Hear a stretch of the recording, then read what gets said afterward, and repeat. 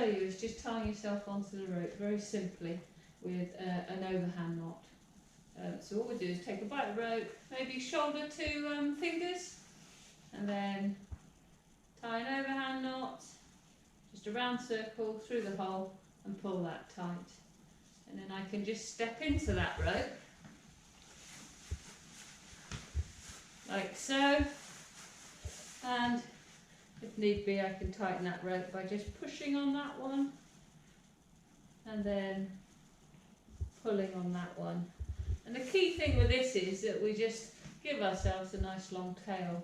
Wants to be at least a thumb to little finger length.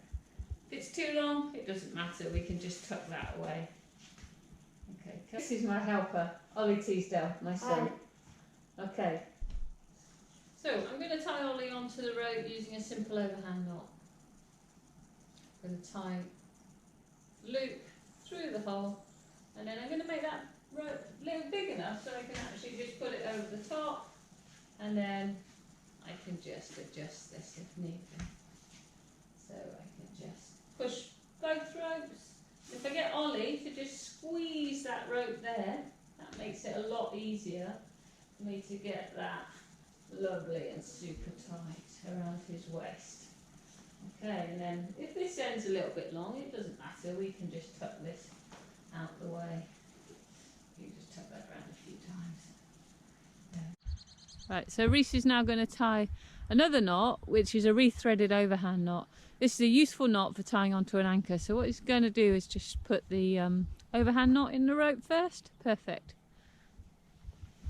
And then he's now going to thread that rope round that bit of the chair and then just rethread that overhand knot.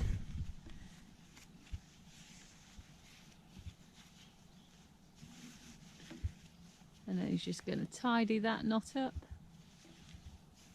And once again, that's got a lovely long tail, so that knot can't slide through. Perfect. So Dave's now going to show us how to tie a Marshall knot. So this is an adjustable waist loop. So he's just going to put an overhand knot in a single rope there. Nice long bit of rope from chin to ground was good. And now he's going to put a stopper knot into that. And then he's just going to pull that rope through there.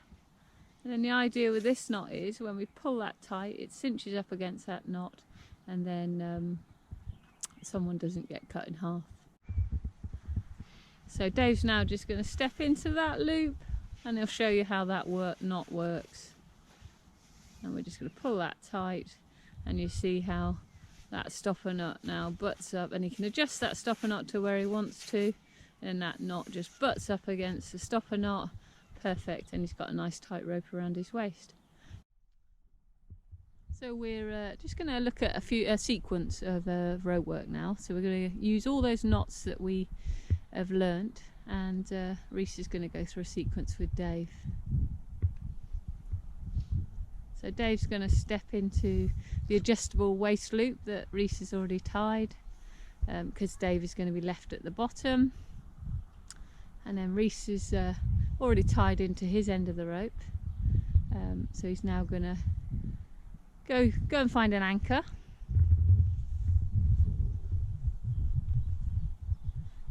And he's just going to tie a big bite of rope to throw over the top of the anchor.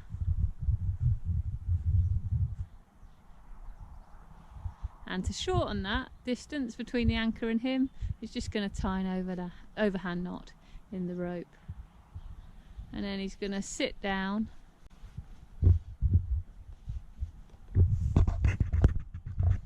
and find a brace position, and the rope between him and the anchor is in line and tight, and he's just going to take that rope in between himself and Dave.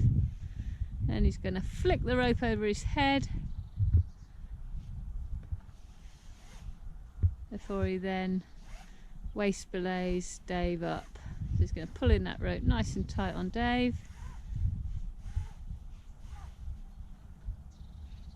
And then in lots of nice little short hand movements.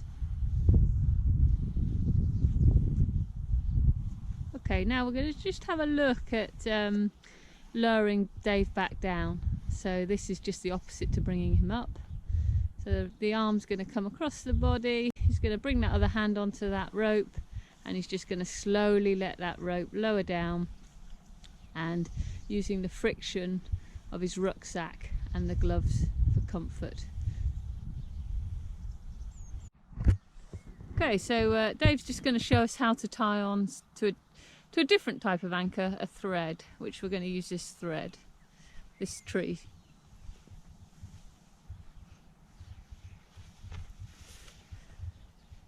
So he's going to step out of the rope loop that he's just climbed up on, and he's just going to unthread half the overhand knot that he put in earlier. And this is where the rethreaded overhand knot comes in really useful. He's going to thread this around the tree, and now he's going to rethread this overhand knot.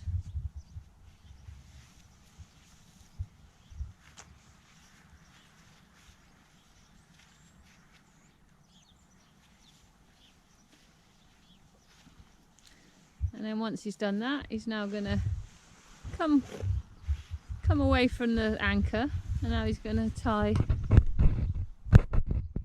another bite of rope, which is going to allow him to step into.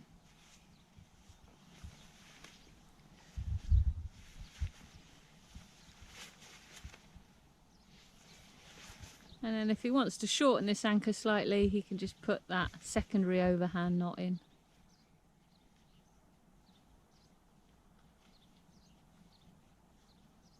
And then he can get nice and tight on this system, and he can just, so he's going to skip that rope over his head, take the rope round his rucksack again, nice twist in the arm, and then belay Reese up through the grass.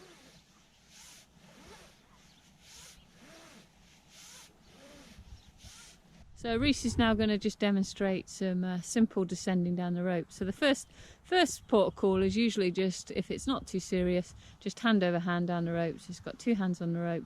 And then we could offer a little bit more friction in this, so he's just going to take a twist around the hand and then carry on down. So Reese is now going to demonstrate, if we want a little bit more friction and a little bit more support, he's just going to show us how to do angel wings. And then he's just going to descend around the rope again.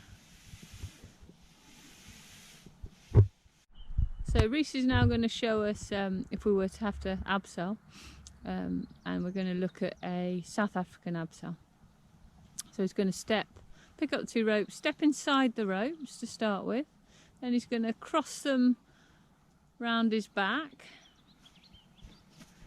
and he's going to bring them back round his front and step over both ropes, and then he's going to pull that rope up between his legs, and then he can just hold both ropes in front for a bit of support, and then he just slides down the rope, and that offers huge amounts of support.